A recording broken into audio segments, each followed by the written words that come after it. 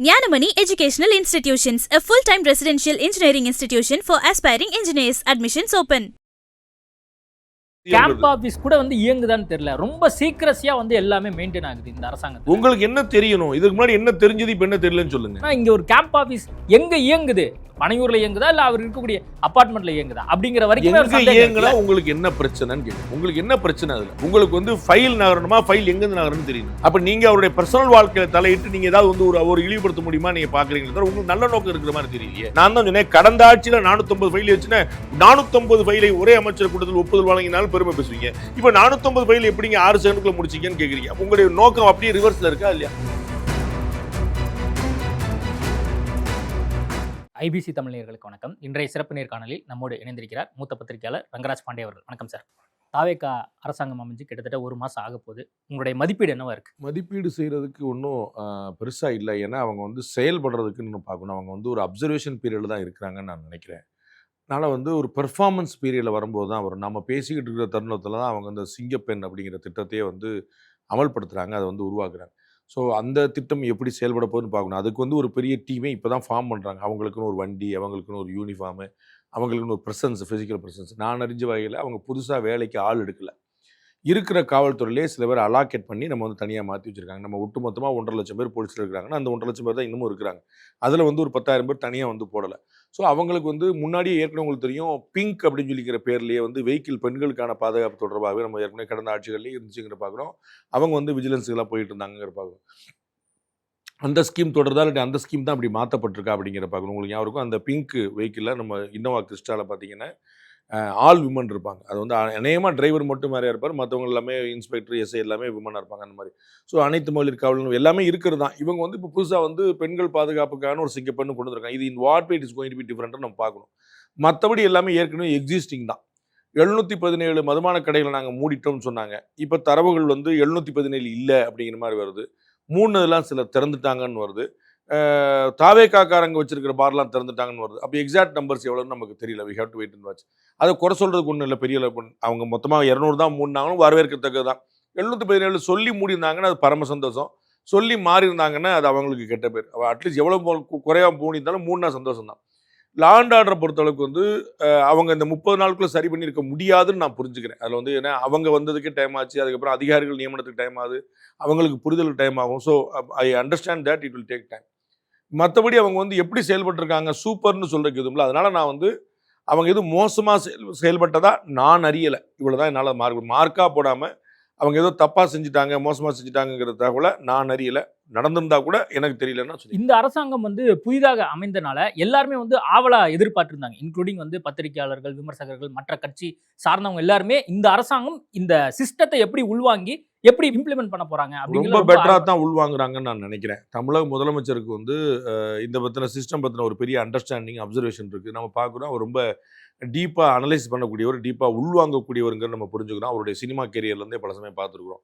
அதனால் சிஸ்டத்தை புரிஞ்சுக்கிறார். ரொம்ப சிம்பிளான ஃபார்முலா ஒன்று சொல்லணே. 10ஆம் தேதி அவங்க பதவி இருக்கிறாங்க. 14ஆம் தேதி வரைக்கும் யாருக்கும் எந்த துறை அமைச்சருக்கும் எதுவும் 10 பேர் தான் பதவி இருக்கிறாங்க. ஸோ 35 பேர் வேணுமே, 10 பேர் தான் இருக்கிறாங்களேங்கிற பற்றி கவலைப்படல. பதவி இருக்கும் போதே அவங்க ஒரு 35 பேர் போடலாம். ஒன்றும் அவசரம் இல்லை, 10 பேர் போதும் அப்படின்றாங்க. இது ஒரு புரிதல். 10ஆம் தேதி பதவியேற்று 14ஆம் தேதி தான் அந்த 10 பேருக்கு அலோகேஷன் கொடுத்தாங்க. 4 நாள் யாருக்கு, நான் அமைச்சர், ஆனால் எந்த துறை அமைச்சர்னு எனக்கே தெரியாது. ஒன்றும் கெட்டு போல, உங்களுக்கு எல்லாமே அமைச்சு. அதுக்கப்புறம் ஒரு 10 நாள் கழிச்சு தான் மிச்சம் 23 பேர் கொண்டு வந்தாங்க. அதில் எல்லாருமே கட்சிக்காரங்க, எல்லாருமே புதுமுகம். ஒன்றும் கெட்டு போல. ஸோ அதில் நிறைய பேருக்கு எம்எல்ஏனாலே என்னன்னு தெரியாது, சட்டமன்ற உறுப்பினருடைய பணி என்னன்னு தெரியாது, ஆனால் அமைச்சராகவே ஆகிக்கிறாங்க. எதுவுமே கெட்டு போல. அவருக்கு அப்போ நம்ம சிஸ்டம் வில் டேக் கேர். நமக்கு ஒரு பாஸா நம்ம எஸ்னோ சொல்ற இடத்துல சரியா இருக்கணும்னு மட்டும் தெரியுது. அதனால அவங்க சரியா தான் உள்வாங்கிட்டு வர்றாங்கன்னு நினைக்கிறேன். பேச்சுகளில், பேட்டிகளில் இந்த இடத்துல சில இடங்களில் ஒரு அபத்தம் இருக்குல்ல, அது ஒன்றும் பிரச்சனை இல்லை. திமுகலே இது மாதிரி அபத்தமான விஷயங்கள் நம்ம பார்த்துருக்குறோம். நிர்வாக ரீதியாக நம்ம ஒரு குறை சொல்லியே ஆகணும்னு தேடுனீங்கன்னா நிறைய மாநிலம் முழுக்க நிறைய இடங்களில் பரவலா அன்றாடம் ஒரு செய்தியாவது வருது. தாவேக்காரங்க அத்துமீறி உள்ள போறாங்க, அதை நான் ஆய்வு பண்றேன்றாங்க. நாங்கள் யாரு, இன்னைக்கு கூட ஒரு செய்தி நம்ம கொடுத்துருந்தாங்க, நம்ம இனிமேல் நாங்கள் சொல்றவங்க தான் டீச்சராக போடணும் அப்படிங்கிற மாதிரி தகவல். இந்த மாதிரி ஒவ்வொரு இடத்துல தாவேக்காரங்க அங்கே அத்துமிடுறாங்கன்னு. அது ரொம்ப கெட்ட பேர் ஏற்படுத்தும்னு அந்த கட்சியுடைய பொதுச்செயலாளராக இருக்கக்கூடிய, அமைச்சராக இருக்கக்கூடிய திரு ஆனந்த் அவர்கள் டே 1லேயே சொன்னார். அதை ரொம்ப ஸ்ட்ரிக்டாக இம்ப்ளிமெண்ட் பண்ணணும். பல சந்தர்ப்பம் பார்த்தீங்கன்னா கடந்த ஆட்சியிலேயே திமுக தலைவராக இருக்கிற முன்னாள் முதலமைச்சர் திரு ஸ்டாலின் மேலே நிறைய பேர் குறை சொல்ல, கட்சிக்காரங்க சரியில்லை, அவருக்கு தெரிஞ்சா நடவடிக்கை எடுத்துப்பாரு. அதே மாதிரி இடத்துக்கு நான் வந்துடக்கூடாது. கட்சிக்காரங்க சரியில்லை, விஜய் நல்லவர், அப்போ லாஸ் யாருக்கு ஏற்படும்?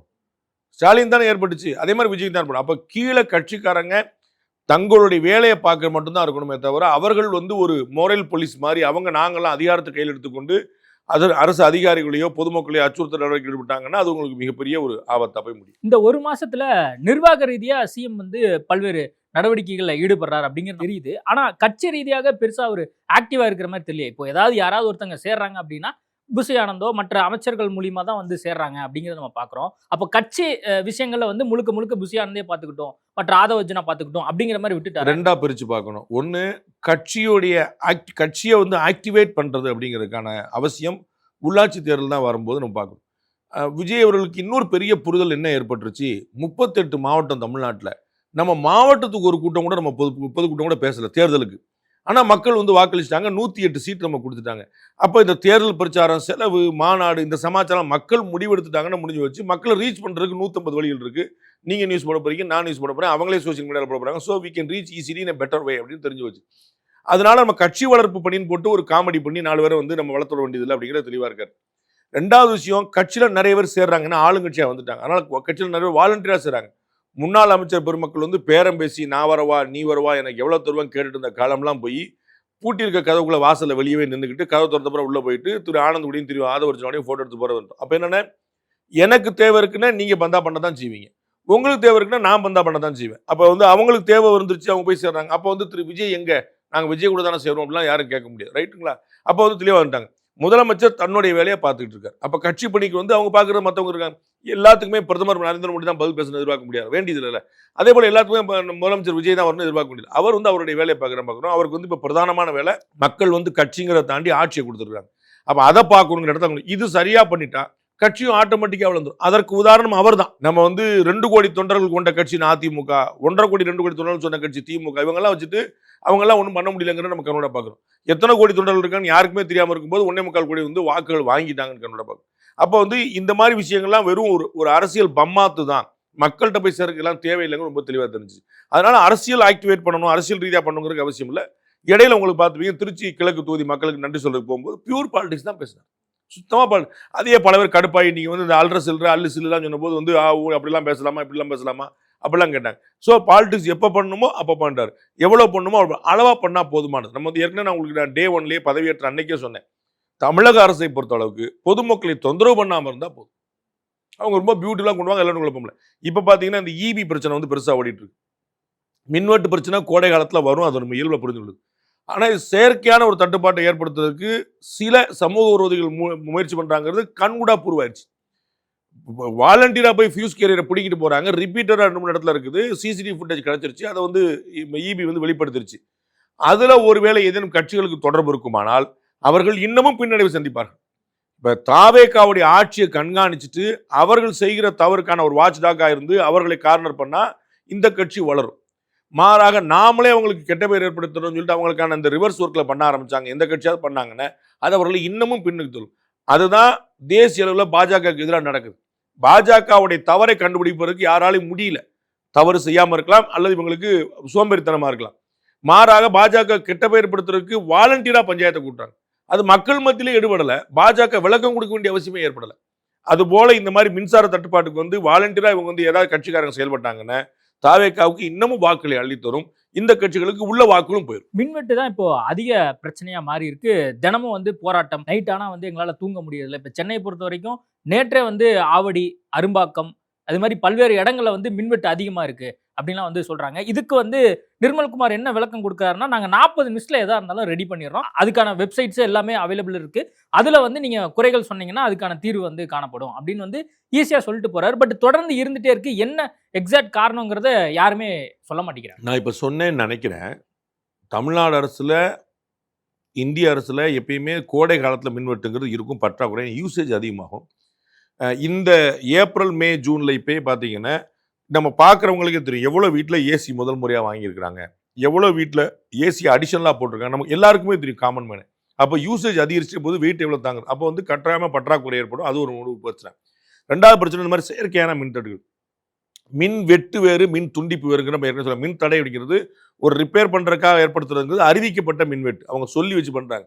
இந்த திடீர் மின்வெட்டுகள்லாம் வந்து பர்பஸ்ஃபுல்லாக ஏற்படுத்துகிறாங்களோ அப்படின்னு அதுக்கு ஒரு 4-5 சம்பவம் பிடிச்சிட்டாங்க, 2-3 சிசிடிவியை பிடிச்சிட்டாங்க. அப்போ அது சதியாக இருந்தால் அது அந்த சதியை பண்ணுறவங்களுக்கு இன்னும் பேரிழப்பாக இது முடிய போகுது, அவங்களுக்கு வந்து வேறு எதெல்லாம் வந்துடல. இந்த கவர்மெண்ட்டை பொறுத்தளவுக்கு குறிப்பாக மின்சாரத்துறை அமைச்சர் திரு நிர்மல்குமாரை பொறுத்தளவுக்கு அவர் சீரியஸாக இருக்கார், சின்சியராக இருக்காருன்னு தோணுது. ஒரு தகவல் என்ன கிடைச்சது, தலைமைச் செயலகத்தில் அந்த மின் வாரியம் இருக்கக்கூடிய அந்த துறை, தலைமைச் செயலகத்தில் இருக்கக்கூடிய அமைச்சருடைய துறையில் வந்து ஒரு 3 மணி 4 மணிலாம் ஆச்சுன்னா வந்து பயங்கரமாக நமக்கு வந்து இந்த வறுத்த முந்திரி பருப்பு, அந்த இது சாண்ட்விச், அது வாங்கிட்டோம் இது வாங்கிட்டோம் பயங்கரமாக செலவழிச்சிட்டு ஸ்டார் ஹோட்டல்லேருந்து டீ வாங்கிட்டோம்னு சொல்லிட்டு பயங்கரமாக 4 லட்சம் கோடி நட்டத்தில் இருந்தால் கூட அதெல்லாம் ஓஹோன்னு ஓடிட்டு இருந்துச்சு. டயத்துக்கு வரமாட்டாங்க, சௌரியத்துக்கு போவாங்க, எல்லாமே ஓடிட்டு இருந்துச்சு. இப்போ அது மாறிடுச்சு. 9:30 மணிக்கு எல்லாருமே வந்துடுறாங்க.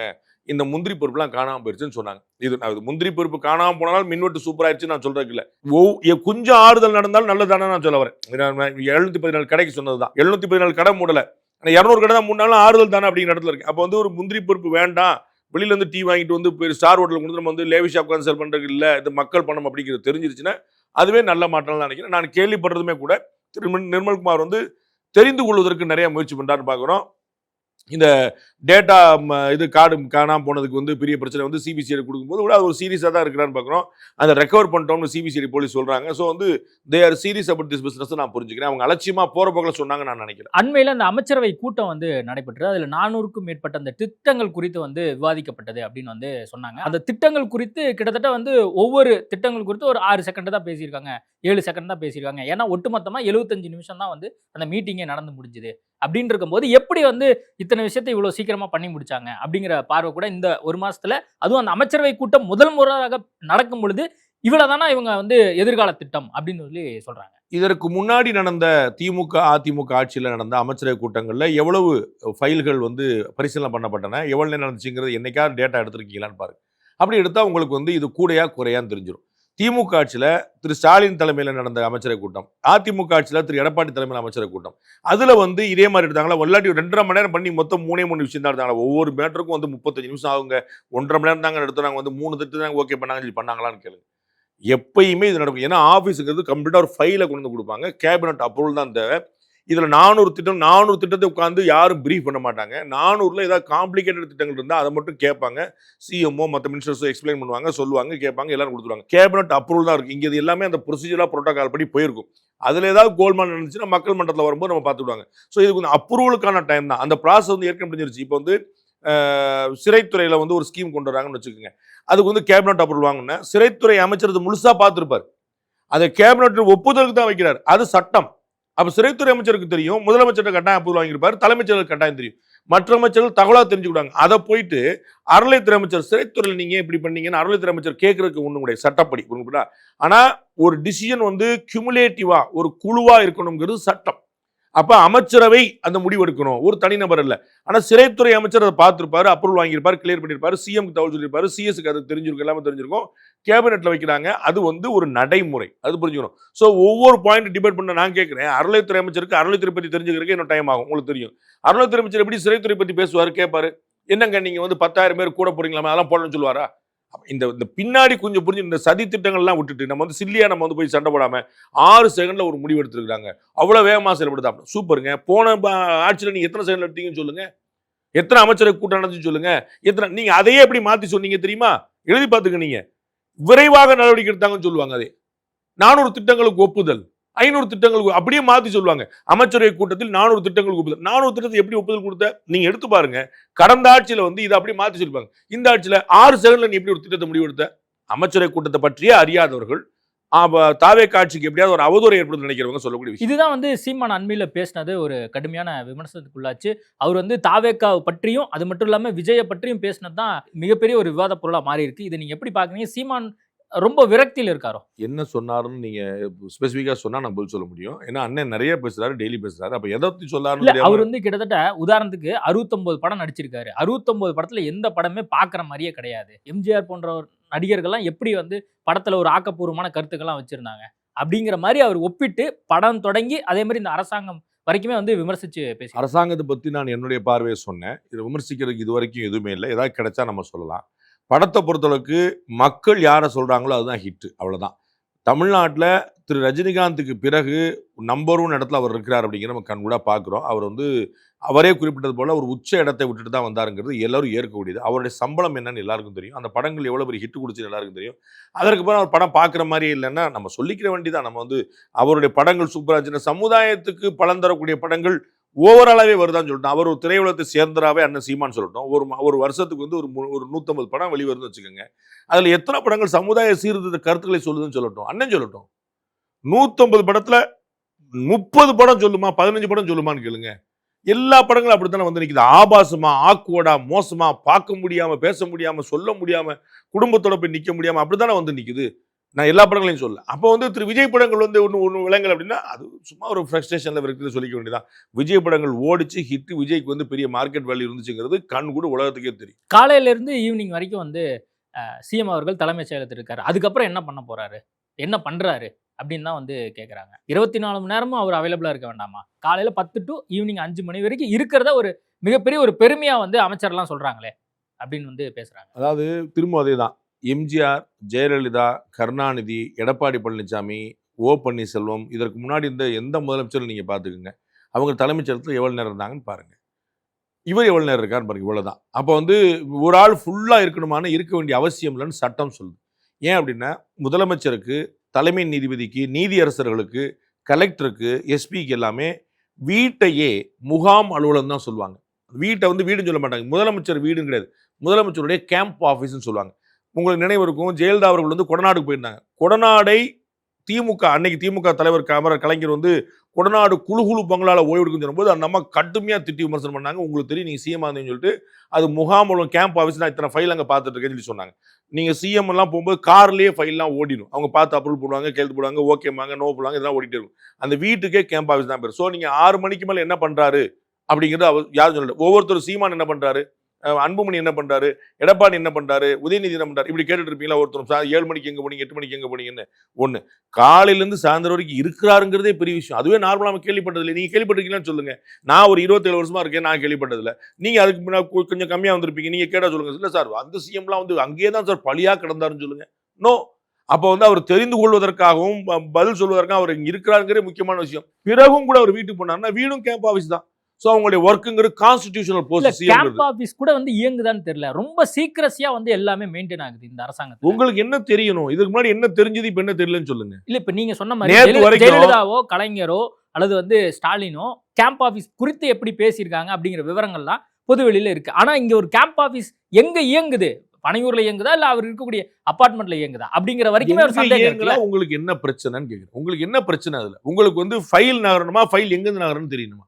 அப்ப நீங்க அவருடைய பர்சனல் வாழ்க்கையில தலையிட்டு நீங்க ஏதாவது வந்து ஒரு இழிவுபடுத்த முடியுமா நீங்க பாக்குறீங்களா தவிர உங்களுக்கு நல்ல நோக்கம் இருக்கிற மாதிரி தெரியலையே. அவர் செயல்படுறாரா இல்லையான்னு கேளுங்க. நான் தான் சொன்னேன், கடந்த ஆட்சியில 450 ஃபைல் வச்சுன்னா 450 ஃபைலை ஒரே அமைச்சர் கூட்டத்தில் ஒப்புதல் வழங்கினாலும் பெருமை பேசுவீங்க. இப்ப 450 ஃபைல் எப்படிங்க 6 செகண்டுக்குள்ள முடிச்சீங்கன்னு கேக்குறீங்க. உங்களுடைய நோக்கம் அப்படியே ரிவர்ஸ்ல இருக்கா இல்லையா? தமிழ்நாடு அரசு செயல்படுதா இல்லையான்னு கேளுங்க. இவ்வளவுதான் பாயிண்ட். தப்பு பண்ணிட்டாங்கன்னு சொல்லுங்க, ஊழல் பண்ணிட்டாங்கன்னு சொல்லுங்க, டெண்டர்ல காசு வாங்கிட்டு சொல்லுங்க. வாங்க பேசுவோம், கட்டாயம் கண்டிப்போம், போராடுவோம், எதிர்ப்போம், எல்லாமே செய்வோம். அவங்க வந்து சாயந்தரம் எங்க போனாரு, ராத்திரி எங்க போனாரு, என்ன நோக்கம் உங்களுக்கு? நீங்க எங்க இருந்தீங்க? திமுக சார்ந்தவங்களா இதுதான் ஒரு பார்வை. அது எந்த நல்லதும் தரப்போறது இல்ல. திமுக பண்ணாங்களா எனக்கு தெரியாது. நான் அதெல்லாம் உட்கார்ந்து ஒண்ணு பார்த்துட்டு இருக்கிறது இல்ல. நான் சொல்ல வர்றது, யார் பண்ணாலும் அது அவர்களுக்கு கெடுதலை தரப்போது, லாபத்தை தரப்போது. நீங்கள் நான் தான் திரும்ப உங்களுக்கு சொன்னேன், நரேந்திர மோடி அவர்களை எப்படி எதிர்ப்பதுன்னு கூட தெரியல காங்கிரஸ். இந்தி கூட்டணி உட்கார்ந்து பேசிக்கிட்டு கொஞ்சம் கூட தயக்கம் இல்லாம உட்கார்ந்து பேசிட்டு அவங்க என்ன சொன்னாங்க, நாங்க வந்து எஸ்ஐஆர்ல தான் பிரச்சனை, எல்லாம் தப்பு பண்ணிட்டாங்க, நாம போய் தலைமை நீதிபதிக்கு வந்து லெட்டர் போடுன்றாங்க. ஏன் வழக்கு போடுங்க, ஏன் லெட்டர் போடுறீங்க? தலைமை நீதிபதி போயிட்டு நீங்க மனு கொடுக்கறது ஜனாதிபதி கொடுக்கணும். ஜனாதிபதி பிஜேபி காரங்க அந்த மாதிரி கொடுக்க மாட்டான்னு சொல்லிடுறீங்க. Right, okay. தலைமை நீதிபதிக்கு வழக்கு போடுங்க, பிஏஎல் போடுங்க. வழக்கு 100 வழக்கு போட்டு 100 வழக்கு தூக்கி அடிச்சிட்டாங்களே, அப்ப என்ன நீங்க லெட்டர் போடுவோம். அதாவது என்ன செய்யறனே தெரியாம முழிக்கிறது. சரி, எஸ்ஐஆர் தான் காரணம். கேரளால எப்படி ஜெயிச்சீங்க? தமிழ்நாடு எப்படி பாஜக தோத்துச்சு? அதுக்கு எஸ்ஐஆர் காரணம் இல்லையா? தமிழ்நாட்டில் காலி பண்ணியிருக்காதா? கேரளாவில் காலி பண்ணியிருக்காதா? ஏதாவது சென்ஸ் இருக்குதா? கர்நாடகாவில் எப்படி ஆட்சிக்கு வந்தீங்க? இவர்களுக்கு என்ன செய்யணும்னு தெரியல. அதே தான் தமிழ்நாட்டிலையும் எதிர்கட்சிகள் வந்து ஆக்கப்பூர்வமா விமர்சனம் பண்ணி தாவேக்காவை தப்பு பண்ண விடாம வாட்ச் டாக் மாதிரி ஃபுல்லா 4 பக்கம் கார்னர் பண்ணாங்கன்னா அவர்களுக்கே லாபம், நாட்டுக்கு லாபம். அதை விட்டுட்டு சாயந்தரம் எங்க போனாரு, நைட் எங்க போனாரு, பகல் என்ன பண்ணாரு, இதுல வந்து அவர்களுக்கு எந்த நல்ல தரப்பொருள் அந்த கட்சிகளுக்கு பூரா கெடுதல் தான் தரப்போகுது. நீங்க எளிமையா புரிஞ்சுக்கணும். 41 பேர் மரணம் கரூர்ல. தாவேக்கா மீது ஒரு பழி விழல. திரு விஜய் அவர்கள் மீது யாரும் குறை சொல்லல. உங்களுக்கு புரியுங்களா? அப்ப என்ன நடக்குதுன்னு நீங்க புரிஞ்சுக்கணும். அவர்கள் வந்து மக்களுக்கு ஒரு பெரிய புரிதல் இருக்கு, நீங்க அரசியல் பண்ணா கூட. அப்ப நீங்க அரசியல் பண்ணிக்கிட்டே போனீங்கன்னா திரும்ப திரும்ப இதான் நடக்கணும். அப்ப நீங்க தெளிவா விஜய கார்னர் பண்ணணும்னா விஜயோட கடுமையா உழைக்கணும், அவரோட வந்து அலர்ட்டா இருக்கணும், அவரை தப்பு பண்ண விடாம தடுக்கணும், எந்த பக்கம் போனாலும் லாக் பண்ணணும். அதை நீங்க செய்யற விட்டு போட்டு அவர் இப்படி பண்ணார் இப்படி பண்ணாரு, it's not no way going to gain you. இந்த ஒரு மாசத்துல அதிகமா பேசு பொருளா மாறினது இந்த ஆட்சி எத்தனை நாள் நீடிக்கும், எத்தனை மாசம் நீடிக்க போகுது அப்படின்னு சொல்லி அண்மையில மு.க. ஸ்டாலின் கூட இதை குறித்து பேசி சொன்னதுக்கு திரு தங்கம் தென்னரசு விளக்கம் கொடுக்க வேண்டியிருந்துச்சு. நாங்க அப்படிலாம் சொல்லல. ஏன் அப்படின்னா தமிழ்நாட்டுல 2 முறை ஆட்சி கலைக்கப்பட்டது திமுகவுக்கு தான், 1 முறை அதிமுகவுக்கு, 3 முறை இது வரைக்கும் ஆட்சி கலைக்கப்பட்டது, 2 முறை திமுக ஆட்சி. அதனால ஆட்சி கலைப்புக்கு எதிரானவர்கள் அப்படின்னு சொல்லி சொன்னவங்க அவங்க. அப்புறம் எம்ஜிஆர் ஆட்சியை கலைச்சாங்க, ஜெயலலிதா ஆட்சியை கலைக்க பார்த்தாங்கலாம், அது ஓரமாக இருக்கட்டும். ஆனால் வந்து அவங்க இழப்பு எதிராக அவங்க வந்து 3 மாதம் நிலைக்காது சொன்னாங்க. என்ன பெரிய காமெடின்னா, இதற்கு முன்னாடி 2017 21 வரைக்கும் திரு எடப்பாடி பழனிசாமி ஆட்சி இப்படி தான் சொன்னாங்க, இந்த அமாவாசையோட போயிடும், அடுத்த அமாவாசையோட போயிடும். அவங்க சாபம் விட்டே இருந்தாங்க, பிரார்த்தனை பண்ணிட்டே இருந்தாங்க, நடக்கல. அதே மாதிரி தான் இப்போ ட்ரை பண்றாங்க, நடக்கல. உங்க கூட கூட்டணி இருந்த கட்சியில் நீங்க அனுப்பாம இருந்தீங்கனாலே ஆட்சி வந்திருக்காதுல்ல, போயிடுச்சே. எங்களோட சமூகத்தோட தான் போனாங்க, நீங்க எங்கள்ட்ட சொல்லிட்டு தான் போனாங்க. நீங்க இன்னைக்கு இந்த கூட்டணியே கிடையாது அவங்க சொல்லிட்டாங்க. திரு பேசணும்னு சொல்றாரு, மதச்சார்பற்ற முற்போக்கு கூட்டணி ஒரு கூட்டணியே கிடையாது போ அப்படின்ட்டு. இந்தி கூட்டணியில திமுக கிடையாது அவங்க அறிவிக்கிறாங்க. திமுக வந்து போலாமா கூடாதுன்னு தவிச்சு முடிச்சிட்டு இருக்கு. அப்ப இவர்கள் கைவிடப்பட்ட நிலைமையில உட்கார்ந்து இருக்கிறாங்க. அவங்கள சொல்றதுக்கு என்ன இருக்கு? நீ ஆட்சி 3 நாள்ல போகும். திரு தங்கமரசு எதுக்கு விளக்கம் கொடுக்குறாரு? நாங்க அப்படி சொல்லல. எது கொடுக்குறாரு? உங்களுக்கு ஆசை இருக்குது, எப்படியாவது விழுந்துடாத. அது எல்லாருக்குமே ஆசை இருக்கும், நம்ம புரிஞ்சுக்கணும். நடக்க போகுதா? அவங்க ஸ்ட்ரென்தன் பண்ணிட்டே போறாங்க. பை எலெக்ஷன்ல வந்து வேலை பாருங்க. அதை நீங்க ஃபியூச்சரிஸ்டிக்கா யோசிக்க. 5 எலெக்ஷன் இருக்கு, 5 பை எலெக்ஷனையும் தோக்கடிக்கணும்பா தாவேக்காவை. அப்ப நம்ம அதை வச்சு ஒரு பிரச்சாரம் பண்ணலாம். லோக்கல் பாடி எலெக்ஷன் வருது, லோக்கல் பாடியில ஒரு சீட்டோட ஜெயிக்கூடாம பண்ணணும், ஒரு மேயரோட கிடைக்கூடாது, ஒரு கவுன்சிலர். அப்படி உழைக்கிறதுக்கான வழியை பாருங்க. நீங்க வன்முறையை கையில் எடுக்கிறதோ, பிரச்சாரத்தை கையில் எடுக்கிறதோ, சாபம் விடுறதோ, 3 நாள் நிக்காது, 3 மாசம், that is not going to help. அப்ப இந்த ஆட்சி வந்து கண்டிப்பா தொடர்றதுக்கான அத்தனை வாய்ப்புகளும் அத்தனை பாசிபிலிட்டியான அப்படிலாம் சொல்ல முடியாது. அப்படிலாம் சொல்ல முடியாது. 5 பை எலெக்ஷன் நடக்குது, 5ல் 5ம் தாவேக்கா ஜெயிச்சிருச்சுன்னா ஸ்டெபிலிட்டி கூடும். 5க்கு 5. ஏன்னா இப்போ வந்து பெரும்பான்மைக்கு தேவை 2 தான் கூட நிக்கிறாங்க அவங்க, சரிங்களா? அப்ப இவங்க ஐயுஎம்எல் வெளியே போச்சா சமாளிச்சிடலாம், விடுதலை சிறுத்தைகள் வெளியே போச்சா சமாளிச்சிடலாம், 2 2 4 ரைட்டுங்களா? அப்ப 5 விட்டாங்க சமாளிச்சிடலாம். காங்கிரஸ் வெளியே போயிருச்சா இந்த 5 வச்சு சமாளிச்சிடலாம். மொத்தமா வெளியே போனாங்களா திரும்ப சிக்கல். உங்களுக்கு புரியுங்களா? பை எலெக்ஷன்ல வந்து அவங்க இடைத்தேர்தல் ஜெயிக்க வேண்டியது ரொம்ப கட்டாயமா இருக்கு. அதுல 5க்கு 5 ஜெயிக்கணும். இது மாதிரி அவங்க தங்களை ஸ்ட்ரென்தன் பண்ணிட்டே போனாங்கன்னா ஆட்சி நிலைத்தன்மை தான் கூடும். ஆட்சி நிலைத்தன்மை கூடுறது மட்டும் இல்ல, மாற்று ஆட்சிக்கான வாய்ப்பு அமையலையே. 107 தான் அவர் வச்சிருந்தார் கையில, 125 இவங்க கையில வச்சிருந்தாங்களே. அதே எதிர்கட்சிகள் ஆட்சிக்கு முயற்சி பண்ணாங்களே, 1க்கு 2 ட்ரை பண்ணாங்களே, கதைக்காவலையே. அண்ணன் திருமாவளவன் முதலமைச்சராக யாரும் விரும்பல, அண்ணன் எடப்பாடி பழனிசாமி முதலமைச்சராக யாரும் விரும்பல, முடிஞ்சு வச்சு. அப்ப நீங்க ட்ரை பண்ணீங்கல்ல, நடக்கல. அப்ப வந்து எம்பியா இருக்கக்கூடிய ஒரு ஆளு, 2 எம்எல்ஏ வச்சிருக்கக்கூடிய ஒரு தலைவர், அவரை நீங்க முதலமைச்சராக ட்ரை பண்றீங்க. அது நிலையா இருந்திருக்குமா? அது இல்லைன்னு யாராவது சொல்லுவாங்களா? அதை சி.வி. சண்முகம் அதுக்கு ஒப்புதல் வாக்குமூலம் கொடுத்துட்டாரு, அண்ணன் திருமாவளவனே ஒப்புக்கிட்டாரு. அப்ப அது நிலையான ஆட்சியா? அப்ப இந்த இடைத்தேர்தலை பொறுத்து தான் வந்து இந்த ஆட்சி அது ஒரு மைல்கல் இருக்கும் சார். உங்களுக்கு ஏற்கனவே நம்பிக்கை வாக்கெடுப்புல ஜெயிச்சிட்டார், அதனால 6 மாசத்துக்கு பிரச்சனை கிடையாது, ஃபர்ஸ்ட் பாயிண்ட். அதற்கு பிறகு 6 மாசத்துக்குள்ள உள்ளாட்சி தேர்தல் வரக்கூடிய வாய்ப்பு இருக்கு. அதே 6 மாசத்துக்குள்ள பை எலெக்ஷன் வாய்ப்பு. ஸோ உள்ளாட்சி தேர்தலில் அவர் சரி பாதி வெற்றி பெற்றுட்டா கூட அவருக்கு கான்பிடன்ஸ் லெவல் கூடிடும். அதே மாதிரி உள்ள பை எலெக்ஷன்ல 3 சீட் ஜெயிச்சிட்டா கூட, 2 சீட் ஜெயிச்சிட்டா கூட அதுலேயும் கான்பிடன்ஸ் கூடிடும். அதற்கான வாய்ப்புகளும் அதிகம் தெரிகின்றன. ஏன்னா 5ல் 1 வந்து திருச்சி கிழக்குல அவரே வெற்றி வாய்ப்பு இழந்தது. அதனால் அங்கே வந்து திரும்ப வெற்றி பெறுவதற்கான வாய்ப்பு தான் அதிகமாக இருக்கு. மிச்சம் 4ல் ஏடிஎம்கே வந்திருக்குது. அந்த ஏடிஎம்கேல 3ஆவது இடத்துல தாவேக்கா இருந்திருக்கு. ஸோ அந்த தாவேக்காவுடைய வாக்குகளும் ஏடிஎம்கேல வெற்றி வாய்ப்பு இப்போ இந்த ராஜினாமா பண்ணக்கூடிய வாய்ப்பும் சேர்ந்து வரும்போது அது வெற்றி பெறுவதற்கான வாய்ப்பு இருக்கு. பை எலெக்ஷன் போது பொதுமக்கள் அவர் ஆட்சி இருந்துட்டு போட்டு தான் வருவாங்க. திரும்பி வந்து ஒரு ஆட்சி கவரணும் அப்படின்னு மக்கள் விரும்ப மாட்டாங்க. நார்மலாக பை எலெக்ஷன்ல பண்ண முடியும், மூணு தான். அதனால இந்த ஆட்சி ஸ்டெபிலைஸ் ஆகிறதுக்கான வாய்ப்பு தான் இருக்கு. அதை மீறி எதிர்க்கட்சிகள் ரொம்ப தெளிவாக வியூகம் வகுத்து மக்கள்கிட்ட வந்து தாவேக்காவை அம்பலப்படுத்தி 5க்கு 5 தோக்குது, லோக்கல் பாடியில் தோக்குதுன்னா அப்போ ஸ்டெபிலிட்டி பற்றி கேள்வி வரும். 2029 மக்களவைத் தேர்தலுக்குள் எப்படியாவது சட்டமன்ற தேர்தலில் கொண்டு வந்துடணும்னு ஒரு முயற்சி நடக்குது. But whether it will succeed or not, அது we have to wait. தற்போதைய அரசியல் சூழலை பொறுத்த வரைக்கும் அதிமுக இனிமேல் யாராவது சேருவாங்களா அப்படிங்கிற ஒரு கேள்விக்குறி இப்போ எழுந்திருக்கு. ஏன்னா தாவேக்கா தான் இன்னொரு திமுகலையும் யாராவது சேருவாங்களான்னு இருக்கு. காங்கிரஸ்ல சேருவாங்களா, பாமகல சேருவாங்களா, விடுதலை சிறுத்தையில் சேருவாங்களா, மதிமுகல சேருவாங்களா, 2 கம்யூனிஸ்ட் கட்சியில் சேருவாங்களா? இத்தனை கட்சியில் இருக்கு. 2 கம்யூனிஸ்ட் கட்சியை வந்து ஆட்சிக்கு ஆதரவு கொடுத்துருக்காங்க. விடுதலை சிறுத்தையில் ஆட்சியிலே இருக்குது, ஐயுஎம்எல் ஆட்சியிலே இருக்குது, அமைச்சர் இருக்காங்க. யாராவது போய் சேர்ந்தாங்க நியூஸ் பார்த்தீங்களா? அது எல்லா கட்சியுமே அந்த ஆபத்து இருக்கு. இன்னைக்கு வந்து ஒரு நம்பிக்கையா வந்து திரு விஜய் அவருடைய கட்சியாருக்கு ஆட்சியில் வந்துருச்சு அப்படிங்கிறனால. திரு அண்ணாமலை புதிய இயக்கம் காண்கிறார். அதனால அந்த பக்கம் ஒரு நம்பிக்கை வாங்க இந்த பக்கம் போகலாம். இனிமேல் ஏடிஎம்கே பெரிய ஃபியூச்சர்ல டிஎம்கே என்னைனாலும் குறைஞ்சிரும். இனிமேல் டிவிக்கே தான். அப்போ டிவிக்கு எதிராக நிற்க நம்ம நினைக்கலாம். ஒரு 4 பேர் யோசிக்கலாம். எந்த கட்சியில் சேர்றாங்கன்னு அதிமுக சேரலாம்னு கொல்லப்படுறீங்க. நீங்க டிஎம்கே டீல் 4 பேர் சேர்ந்துட்டு இருக்காங்களா? விடுதலை சிறுத்தைகள் டீல் 10 பேர் சேர்ந்துட்டு இருக்காங்களா? அதிமுகல முன்னாள் அமைச்சர்கள்லாம் வந்து போய் சேரும்போது தான் இந்த கேள்வியே வருது. பெரிய ஏன்னா challenge நீங்க எக்ஸ்பெக்ட் பண்ணீங்களா? கடம்பூர் ராஜு, உடுமலை ராதாகிருஷ்ணன் போன்றவர்கள் வந்து அதாவது நான் யாரையும் எதிர்பார்க்கல. ஏன்னா நான் யார்ட்டையும் தனியாக உட்காந்து பேசிட்டு இருக்கிறது கிடையாது. அவங்களுடைய எண்ணம் என்னங்கிறது கிடையாது. அண்ணன் செங்கோட்டையன் எல்லார்ட்டையும் பேசிட்டு இருக்காரு. செங்கோட்டையனுடைய சிஷ்ய பிள்ளை தான் நிறைய பேர் இருக்கிறாங்க. நான் ஏற்கனவே பலமுறை சொல்லியிருக்கேன். செங்கோட்டையன் அவர்கள் தமிழ்நாட்டில் கூடிய அதிமுக அத்தனை பேரும் பேர் சொல்லி கூப்பிடக்கூடிய அளவுக்கு பரிச்சயம் உள்ளவர். வந்து எம்ஜிஆர் காலத்திலும் ஜெயலலிதா காலத்தில் இருக்கிற ரொம்ப மூத்த தலைவர்.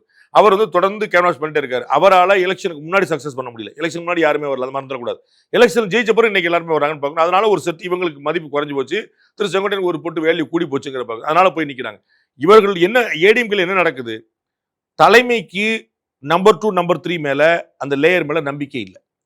நம்பர் 2 நம்பர் 3 லேயர்ல இருக்கிறவங்களுக்கு தலைமை மேல நம்பிக்கை இல்லை. இந்த அவநம்பிக்கையை போக்கணும். நான் ஏற்கனவே பல முறை சொன்னேன். 2011 திமுக இன்னைக்கு அதிமுக இருக்கிற நிலைமையோட மோசமான நிலைமையில இருந்துச்சு. 2011 அன்னைக்கு திமுக ஆளுங்கட்சியும் இல்லை எதிர்கட்சியும் இல்லை. இன்னைக்கு அதிமுக போலவே அன்னைக்கு திமுக 23 தொகுதி தான் வென்றிருந்துச்சு. இன்னைக்கு அதிமுக 47 தொகுதி வென்றிருக்கு. அன்னைக்கு திமுக வென்றதை விட 2 மடங்கு கூட +1. ஆனா இவ்வளவு அவனுக்கு 2011 வந்து 23 சீட்டு ஜெயிச்ச திமுக எதிர்காலமே போச்சு நினைக்கல. ஏன்? அன்னைக்கு கலைஞர் மீது அந்த கட்சி வைத்திருந்த நம்பிக்கை, கட்சியினர் மீது கலைஞர் வைத்திருந்த நம்பிக்கை. அது இங்க திரு எடப்பாடி பழனிசாமி தொண்டர்கள் மீதும் நிர்வாகிகள் மீது வைத்திருக்கிறாரா? தொண்டர்களும் நிர்வாகிகளும் எடப்பாடி பழனிசாமி அவர்கள் மீது வைத்திருக்கிறாரா? இந்த கேள்விக்கு தான் பதில் தரும். இன்னைக்கு கூட வந்து எடப்பாடி பழனிசாமியை நிறைய பேர் வந்து சேலத்துல போய் பார்க்குறாங்க. அதே மாதிரி இங்கே சென்னை வந்தாருன்னா நிறைய பேர் பார்த்து அடுத்த கட்டத்துக்கு நம்ம கட்சியை எடுத்துட்டு போகணும் அப்படின்லாம் வந்து பார்த்து மீட் பண்றாங்க. பட் அதிமுக இன்னும் வலுப்பெறதுக்கான சூழல் எதுவும் இருக்கா? வலுப்பெறுவதற்கான வாய்ப்பு இருக்குது. அவங்க பயன்படுத்துறாங்க. பாஜக இருந்து அண்ணாமலை போயிட்டாரு. பாஜக உருப்படமான கேள்விக்கு அதான் பதில். அவர்கள் எப்படி செயல்படுறாங்கிற பொறுத்து. அவங்க போரை பொறுத்து தூங்கிட்டாங்கன்னா எப்படி யார் காப்பாற்ற முடியும்? அதிமுக நான் உங்களுக்கு சொன்னேன். அதிமுக ஜெயலலிதாவே தோத்த கட்சி. ஜெயலலிதாவே தோத்தாங்களே. அதனால அதிமுக பாழாயிருச்சா? அப்ப வந்து நான் ஏற்கனவே சொன்னேன். திமுக பெற்றதோடு அதிகமான வாக்குகளை பெற்றிருக்காங்க. திமுக பெற்றதோடு அதிகமான சீட்டுகளை பெற்றிருக்காங்க. கம்பேர் பண்ணி சொன்னேன். அப்ப நீங்க எப்படி செயல்படுறீங்க? 96 ஜெயலலிதா தோத்துட்டு 98 பவுன்ஸ் பேக் பண்ணாங்க 2 வருஷத்துல. அது மாதிரி இவங்க எப்படி செயல்படுறாங்க? பிரச்சனை வந்து மிஸ்ட்ரஸ்ட், நம்பிக்கையின்மை, அவநம்பிக்கை. அதை அவங்க சரி பண்ணி ஒரு எழுச்சியா பண்ணாங்கன்னா ஏடிஎம்கேல எந்த கட்சியும் எந்திரிச்சிட, சீமான் எந்திரிச்சிட முடியும், பாஜக எந்திரிச்சிட முடியும். All depends upon how they work. Annamalai இப்போ கட்சி தொடங்க போறேன் அப்படின்னு சொல்லியிருக்காரு. அவர் யாரோட பேக்கப்ல கட்சி தொடங்குறாரு? தமிழக மக்கள் மீதான நம்பிக்கையில தொடங்குறாருன்னு நினைக்கிறேன். நமக்கு வந்து ஒரு மாற்றத்துக்கான வாய்ப்பு இருக்கு. கழகங்கள் இல்லாத தமிழகம் அப்படிங்கிறத திரு பொன் ராதாகிருஷ்ணன் அவர்கள் பல வருஷமா சொல்லிட்டே வர்றாரு. நடக்கல. 2 கட்சி இல்ல 2 திராவிட இயக்கங்கள் இல்லாம தான் எல்லாருமே முயற்சி பண்ணாங்க. மதிமுக, தேமுதிக, பாமக, நாம் தமிழர், பாஜக, மதிமுக, இது மாதிரி பல கட்சிகள் வந்து இது மாதிரி தான் ஒரு முயற்சி பண்ணிட்டு வந்தாங்க. தமாக அது மாதிரிலாம் முயற்சி பண்ணாங்க. கதைக்காவில் 2வது எலெக்ஷன்ல திரும்ப போய் அந்த 2 பேர்ல யாராவது ஒருத்தர் போய் அலைன்ஸ் சேர வேண்டியிருந்துச்சு. அப்ப எல்லாருக்கும் ஒரு பயம் வந்துச்சு. டிஎம்கே ஏடிஎம்கே இல்லாம ஒரு ஆட்சி வாய்ப்பே இல்லை தமிழ்நாட்டை போல. எய்தர் அவங்க கூட தான் இருக்கணும் போல அப்படின்னு 2 பேருமே காலி பண்ணிட்டு ஒருத்தர் வர முடியும்னு திரு விஜய் நிரூபிச்சிட்டாரு. அப்ப திரு அண்ணாமலைக்கு ஒரு தைரியம் வருது. அப்ப நமக்கு வந்து இப்ப ஸ்பேஸ் இருக்குது, நம்ம பண்ணலான்னு. நான் மட்டும் சொல்லல, அண்ணன் திருமாவளவன் சொல்றாரு. தமிழ்நாட்டில் பிஜேபிக்கு பெரிய ஸ்பேஸ் இருக்கு. இதை திரு திருமாவளவன் பேட்டியில பதிவு செய்கிறார். நான் அதுக்கு முன்னாடி ரொம்ப முன்னாடி சொன்னேன். தேர்தலில் தோற்ற உடனே சொன்னேன், இப்ப பிஜேபி பெருசா வந்து ஸ்பேஸ் கிரியேட் ஆயிருக்குன்னு சொன்னேன். ஏன்னா ஒரு வேக்கம் இருக்கு, ஐடியாலஜிக்கலாம். ஆனா இப்ப இருக்கிற தன்மையோட பாஜகவால் அந்த இடத்தை தொட முடியாது அப்படின்னு திரு அண்ணாமலை நினைக்கலாம். அங்கே லிமிடேஷன்ஸ் இருக்குது, சிஸ்டம் இருக்குது, அங்கே கஸ்டமரி நிறைய விஷயங்கள் இருக்குது. அப்போ நம்ம தனியாக வந்து அந்த பாஜக ஐடியாலஜிலேயே நம்ம தனியாக வந்து கொண்டோம்னா நமக்கு வந்து அந்த ஸ்பேஸ் நம்மளால கேப்சர் பண்ணி நினைக்கலாம். மக்கள் நம்பி தான் வராரு. மாற்றம் வந்துருச்சு, காட்டியிருக்காங்க. அப்போ நாம ஒரு மாற்றத்தை கிரியேட் பண்ண முடியும். அப்போ திரு விஜயும் திரு அண்ணாமலையும் தனியாக கம்பேர் பண்ணீங்கன்னா younger, smarter, ex officer, aggressive, open, பப்ளிக்கை மீட் பண்ணுறாரு, ப்ரெஸ்ஸை மீட் பண்ணுறாரு, ஏற்கனவே ப்ரூவ் பண்ணியிருக்காரு அதனுடைய மாநில தலைவராக கட்சி வந்து. அந்த மாதிரி ஒரு கம்பேரிசன் வரும்னு அவர் எதிர்பார்க்கலாம். அப்போ நம்ம வந்து நாளைக்கு விஜயா, உதயநிதியா, அண்ணாமலையான்னு கம்பேர் பண்ணால் அந்த கம்பேரிசன் வரும்போது மக்களுக்கு நம்ம ஒரு வாய்ப்பு கிடைக்கும். 2026 வந்து அண்ணாமலையா அப்படிங்கிற கேள்வி வரல. திரு எடப்பாடி பழனிசாமியா, திரு ஸ்டாலினா, விஜயா தானே கேள்வி இருந்துச்சு. அப்ப நமக்கு வந்து ஒரு ஸ்பேஸ் நம்ம கிரியேட் பண்ணணும்னு பாக்குறாரு. இது வரைக்கும் பாஜகல இருந்து வெளியே வந்த பின்பாக அவர் அபிஷியலா எங்கேயுமே பிரஸ் மீட் பெருசா பண்ணல. நான் வந்து நேரடியா வந்து சோசியல் மீடியால தான் வந்து கட்சி துவங்க போறேன் அப்படிங்கறதுக்கான எல்லா விஷயத்தையுமே சொல்லியிருக்காரு. செய்தியாளரை தவிர்க்கிறதுக்கான காரணம் என்னவா இருக்கு? நீங்க ஏங்க எதுக்கு இருந்தாலும் தவிர்க்கிறாரு, ஓடுறாரு, ஒளிறாரு? அவர் ஓடுறவரா ஒளிறவரா? நீங்க பார்த்தது இல்லையா? ரவுண்டு கடிச்சு பிரஸ் மீட்டை பூரா அடிச்சு, பிரஸ்காரங்களாம் பூரா அடிச்சதெல்லாம் மறந்துட்டீங்களா? நீங்க எத்தனை இடங்களும் இருக்காரு. இந்த மங்கி ஜம்பிங்லாம் பண்ணாதீங்க, இதெல்லாம் பண்ணாதீங்க, எவ்வளவு தூரம் சண்டைக்கு வந்தாரு. அதனால நல்லா நிப்பாரு. அவரும் பிரஸ்ஸை பார்க்க அவர் வந்து தெளிவா சொல்லியிருக்காரு. என்னுடைய கவனம்லாம் இப்போ உறுப்பினர் சேர்ப்பில் நான் ஃபோக்கஸ்டாக வேலை பார்க்க. ஏன்னா இப்போ 4 கழிச்சு காலையில் எந்த தேர்தலும் வர போகல. அவர் பொது தேர்தலாம் போட்டியிட போறேன்னு சொல்லிட்டார். இன்னும் கட்சியே ஆரம்பிக்கல. நல்லா ஞாபகம், இன்னும் அமைப்பாக தான் இருக்கு. அப்போ நிறைய விஷயங்களை பேக்ரவுண்ட் ஒர்க் நிறைய பண்ண முடியும். அதில் ஃபோக்கஸ் பண்ணுறாரு. ஒரு தெளிவு கிடைச்ச பிறகு ஒரு விஷயங்களை டிஸ்கஸ் பண்ண பிறகு உங்கள்கிட்ட வருவார்.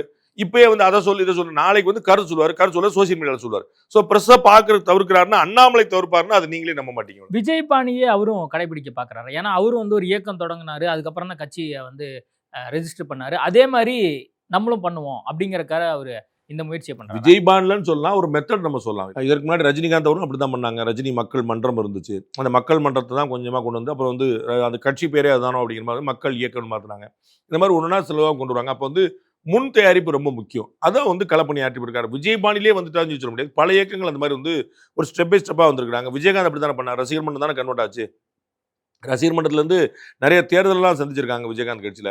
அவர் வந்து மீனவணியெல்லாம் வச்சிருந்தாரு ரசிகர் மன்றத்திலேயே, எல்லாமே வச்சிருந்தாரு. ஸோ வந்து வழக்கறிஞர் வச்சிருந்தாரு. அது மாதிரி ஒவ்வொன்றும் ஒரு ப்ரிப்பரேஷன் தானே. இப்போ இவர் வந்து நடிகர் கிடையாது. அதனால நம்ம வழக்கறிஞர் மீனவரணி மாணவரணி வந்து கொச்சு போட்டு கட்டோட்டில் போட்டு பால் அபிஷேகம் பண்ணுற கால் கிடையாது. அதனால ஸ்டெப் பை ஸ்டெப்பாக பண்ணணும்னு நினைப்பாரு. அண்ணாமலையை பொறுத்த வரைக்கும் அவர் அக்ரெசிவாக பேசக்கூடிய நபர், பேசி தான் வந்து எல்லாராலையும் வந்து அறியப்பட்ட ஒரு நபர் அப்படின்னு இருக்கும்போது, இப்போ அப்போ அண்ணாமலை பேசாம ரொம்ப சைலண்டா இருந்தாருன்னா எப்படி அண்ணாமலை மீது மக்களுக்கு நம்பிக்கை வரும்? நாளைக்கு எலெக்ஷன் வருதான்னு அவர் என்ன செய்ய போறாருன்னு தெரிஞ்சு மக்கள் பதறி முடிவு எடுக்கிறதுக்கு அவர் கட்சி ஆரம்பிக்கணும்னு எல்லாரும் சொல்லிட்டு இருந்தாங்க நிறைய பேர். அவர் கட்சி ஆரம்பிக்கிறேன்னு சொல்லிட்டார். அவ்வளோதான். அதுக்கப்புறம் வந்து ஸ்லோவாக பண்ணல, ஸ்டெப் பை ஸ்டெப்பாக பண்ணலாம், மூவ் பண்ணணும்ல. நீங்கள் கட்சி ஆரம்பிச்சு அபத்தமாக தோக்கூடாதுல. நான் எவ்வளோ தூரம் சொன்னேன் கேட்டியா நீ சொல்லலாம்னு சொல்லுவாங்கல்ல. அப்போ ஒரு growth காட்டணும்ல. அப்போ வந்து ஸ்லோ அதுக்கு பின்னாடியான முன்னேற்பாடுகளை செய்யணும். அதான் சொல்லணும். நீங்கள் வந்து உட்காந்து உங்கள்கிட்ட பேட்டி கொடுத்துட்டே இருந்தாலும் டெய்லி காலையில் அண்ணன் பழக்கிற பேட்டை பிடிங்க டெய்லி பேட்டி கொடுப்பாரு. என்ன செய்ய? தமிழர் மணியன் டெய்லி பேட்டி கொடுத்துட்டு இருந்தாரு. என்ன செய்ய? ஐயா ஜி.கே. வாசன் ஒரு நாள் பேட்டி தவிர்க்க மாட்டார். என்ன செய்ய? ஸோ நீ பேட்டி கொடுத்தா நீங்கள் ஆட்சி கொண்டு வந்துருவீங்களா? அதெல்லாம் சும்மா உங்களுக்கு ஒரு கண்டென்ட் ஒன்று நீங்கள் ரங்கராஜ் பாண்டே வச்சுக்கோங்க, பேசிக்கிட்டே இருங்க, கேட்டு நானும் பேசிட்டு போய் நீங்களும் பேசிட்டு நம்ம டைம் பாஸ் பண்ணிக்கிட்டு இருப்போம். மக்களுக்கு என்ன செய்யணுங்கிறது அவருக்கு கட்சி பார்த்துக்கணும். அவங்களுக்கு நிறைய வேலை இருக்குல்ல. கட்சிக்காரங்க கட்சி வேலையை பார்க்கணும்ல. உங்களுக்கு கண்டென்ட் கொடுக்கணும் அவசியம் கிடையாது. அண்ணாமலை இப்போ அவருக்காக மட்டும்தான் வந்து கட்சி ஆரம்பிச்சிருக்கார். தமிழக மக்களுக்காக தான் கட்சி ஆரம்பிச்சிருக்கார். பாஜக ஆரம்பிக்கல. பாஜக அவர் ஏன் ஆரம்பிக்கிறது? பாஜக நேரடியா இங்க தமிழ்நாட்டில் வர முடியல. அதனால பேக்கன்ல இவங்க இந்த மாதிரி செட் பண்ணி அனுப்புறாங்க. பாஜக வர முடியலன்னா பாஜக வருமா? பாஜக வராம வேறத்தை கொண்டு வருமா? நீங்க சொல்லுங்க. இல்ல அவங்க நேரடியா எல்லா முயற்சியும் ஈடுபடுத்தி பார்த்தாங்க, கடைசியா வரல. அண்ணாமலை தலைவரா வரைக்கும் பாஜக வந்து வளர்ந்து கொண்டே இருக்கிறது. நீங்க எல்லாம் நோட்டாவுக்கு கீழே இருக்கக்கூடிய கட்சின்னு சொன்னீங்க. நான் இன்னமும் சொல்றேன், அவங்களுக்கு பெரிய ஸ்பேஸ் இருக்குன்ற அதை அவங்க பயன்படுத்திக்கிறாங்களா இல்லையாங்கிற நான் சொன்னதை நீங்க விட்டுருங்க. நான் வந்து சங்கின்னு நீங்க சொல்வீங்க. திருமாவளவன் சொல்றாரு இப்ப ரிசல்ட்டுக்கு பிறகு 2026 சட்டமன்ற தேர்தல் ரிசல்ட்டுக்கு பிறகு அண்ணன் திருமாவளவன் பதிவு செய்கிறார் தமிழ்நாட்டில் பாஜகவுக்கு பெரிய ஸ்பேஸ் இருக்குன்னு. அது எப்படி உங்களுக்கு சொல்லுவாங்க? அப்ப பாஜக ஸ்பேஸ் இருக்கும்போது எப்படி அவங்க வந்து இன்னொருத்தர் வந்து ஏற்பாடு பண்ணுவாங்க? திரு அண்ணாமலை முடிவு செய்கிறார், இந்த கூட்டுக்குள்ள இனிமேல் இந்த பறவையால் இருக்க முடியாது, நாம வளர்ந்து விட்டோம், அப்ப நம்ம முட்டையிலேருந்து வெளியேறணும் கிளம்புறாரு. அது அவருடைய விருப்பம். பாஜக அவரை தக்க வைத்துக் கொள்ள பார்க்குமா, சண்டைக்கு போக பார்க்குமா? அப்போ மோடியோ அமித்ஷாவோ அவர் எதிர்த்து கண்டிப்பா பேசுவார்னு அப்படின்னு எதிர்பார்க்கலாமா? கட்சி பேசுறாரான்னு பார்க்கணும். பேச மாட்டாருன்னு நினைக்கிறேன். பேசினாருன்னா பார்க்கணும். அவரு மோடியவோ அமித்ஷாவோ எதிர்த்து பேச மாட்டாரு. ஏங்க பேசுவாரா பேச மாட்டாரானே தெரியாம வந்து பேசினா இப்படி பேசாட்டில உங்களுக்கு டைம் பாஸ். அவர் ஒரு நேஷனலிஸ்டா இருக்கறனால அவர் வந்து இதெல்லாம் பேச மாட்டாரு. நீங்க எப்படி முடிவு பண்றீங்க? பேசுவார்னு எப்படி முடிவு பண்றீங்க? ஒரு யூகத்தை வச்சுட்டு பொழுதுபோக்குறதுக்கா நீங்க பேட்டி கேட்கறதா? அவர் பேசினாருன்னு அவர் வந்து பாத்தீங்களா பாஜக எதிராக போயிட்டார். பேச மாட்டாருன்னு சொன்னா அப்ப பாஜக பீட்டி. அவர் என்ன பேசுவாரா பேச மாட்டாருன்னே உங்களுக்கு தெரியாது. பேசினா நம்ம இன்னொரு பாயிண்ட் எடுக்கலாம், பேசாட்ட என்ன பாயிண்ட் எடுக்கலாம். Don't kill your time. நேர்காணல் கொடுத்ததுக்கு மிக்க நன்றி. Jnanamani Educational Institutions, a full-time residential engineering institution for aspiring engineers. Admissions open.